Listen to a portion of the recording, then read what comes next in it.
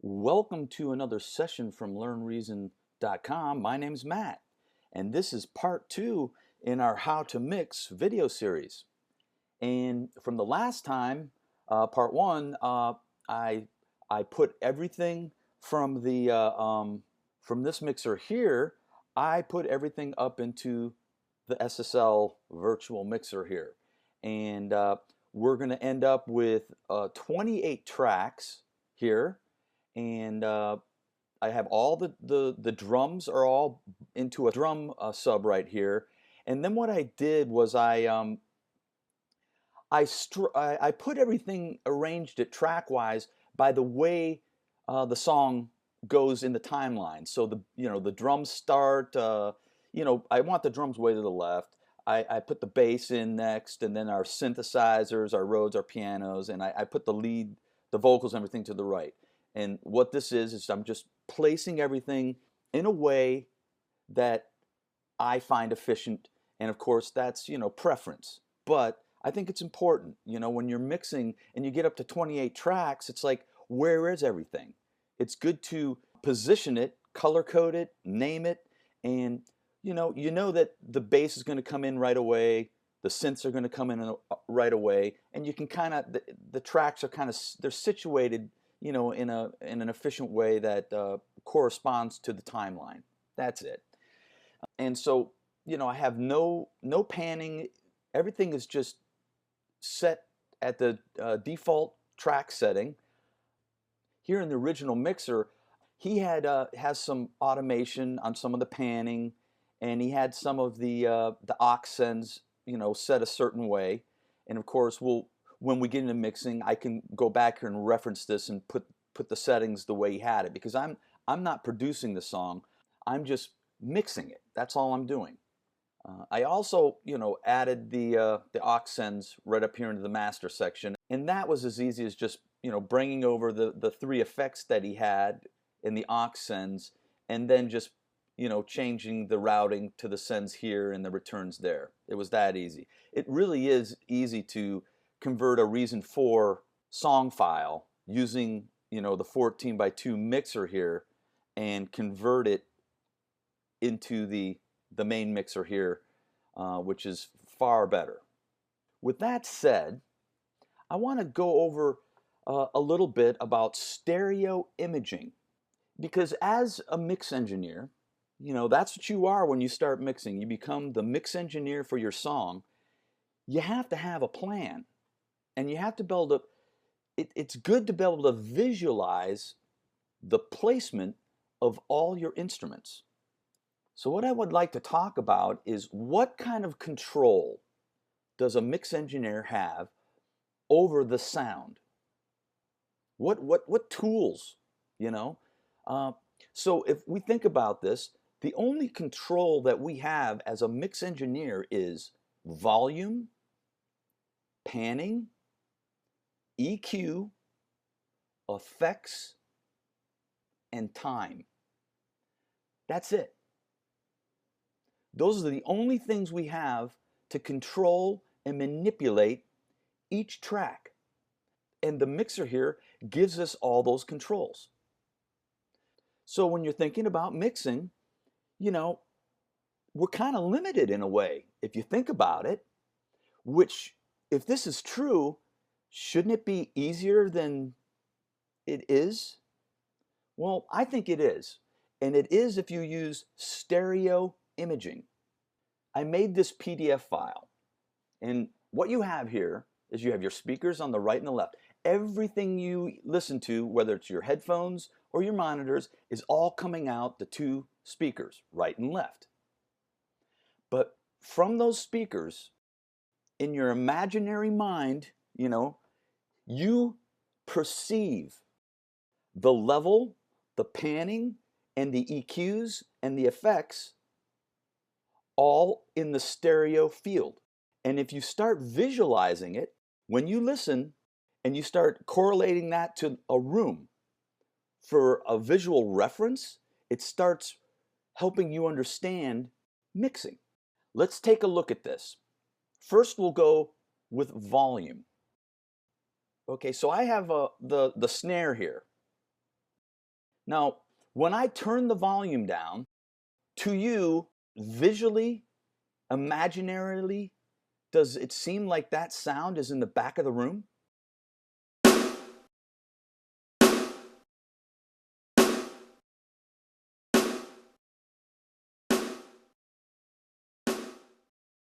And then as I bring it up,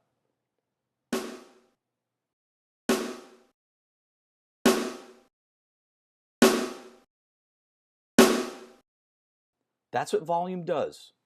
When you're thinking about a mix through stereo imaging, it takes the sound and moves it back in the room, back in the mix, or to the front of the mix. It's pretty cool. Now let's look at panning. Move it to the left and move it to the right.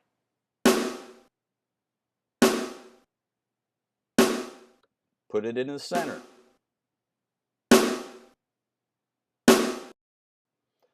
Now, if I wanted to, I could put it to the left and put it to the back of the room.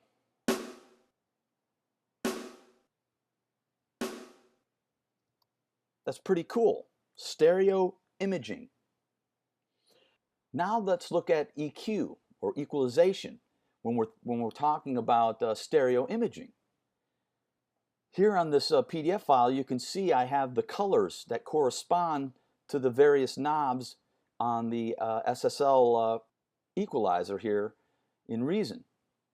And if you look at it, the high frequencies, highs, are at the top, and the LF lows are at the bottom.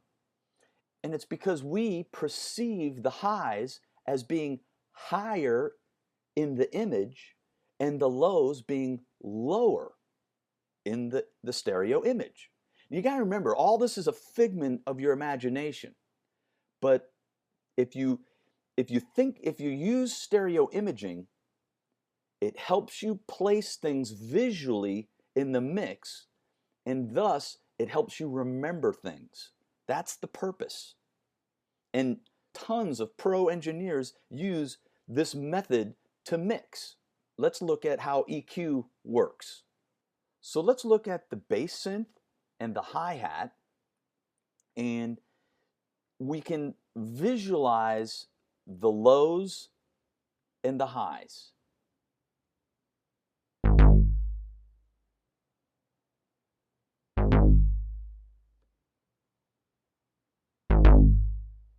And now I'll bring in the hi-hat.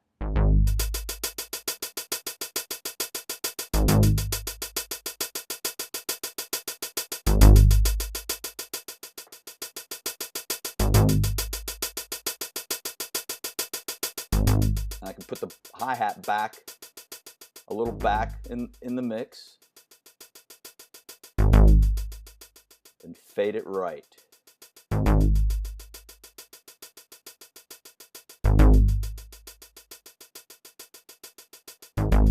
And then I'll bring the synth up front in the mix.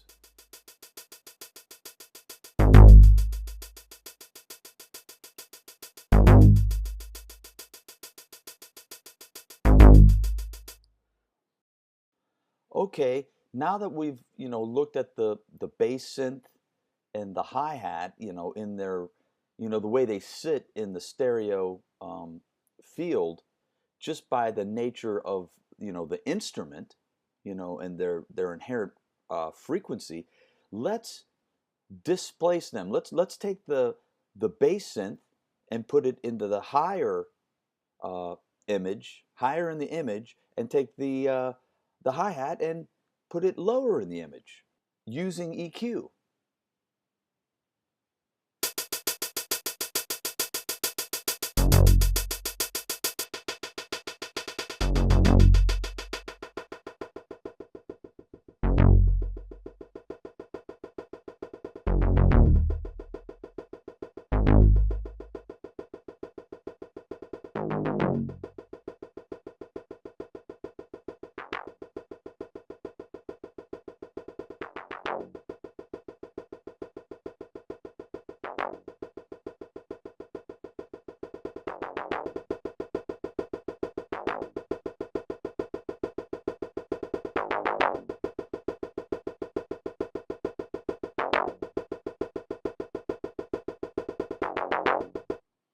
Okay, one thing you find is that you can take some of the highs out of, a low frequency instrument, but when you get instruments like kicks, a bass synthesizer, you know, a tuba, low frequency instruments, they're just going to be lower in the stereo field. It's going to be really tough to take and put highs into them.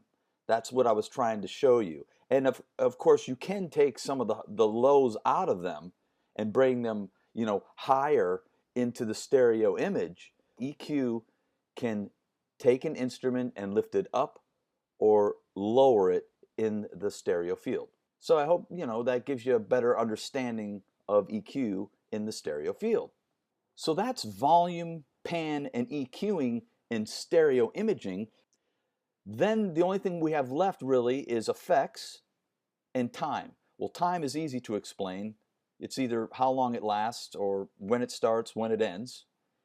But with effects, reverb, let's talk about reverb. Reverb will make a sound wide. Visually, it takes up more space. So if we take the hi-hat here and we turn on a reverb and turn up the send here, the sound is taking up more of the room.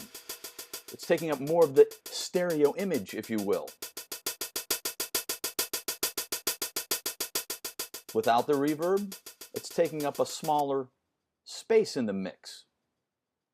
And then we're left with dynamics, which is a volume control. And, so dynamics can lower a volume, raise it up, and give it more presence. It would fall more into the volume category of the stereo imaging world, if you will.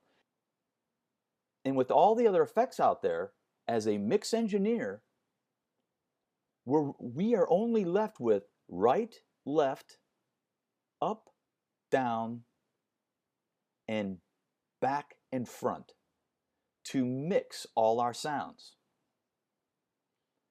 It's kind of cool when you think about it this way, and this is nothing new. I just wanted to share it with everybody. Stereo imaging. It really is cool because if you really get your head wrapped around stereo imaging and you start just testing it out using the method of right, left, up, down, back, front to put your sounds, it's going to help you place your the various instruments in the mix. It's going to help you understand what compression does, the different EQs, and how volume works. It's only these things that we can control when we are mixing.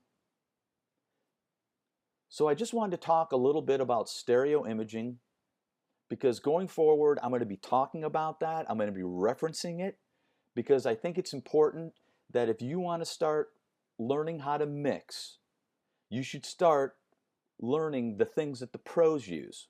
Because a lot of pros swear by stereo imaging and they will debate it till the end of time.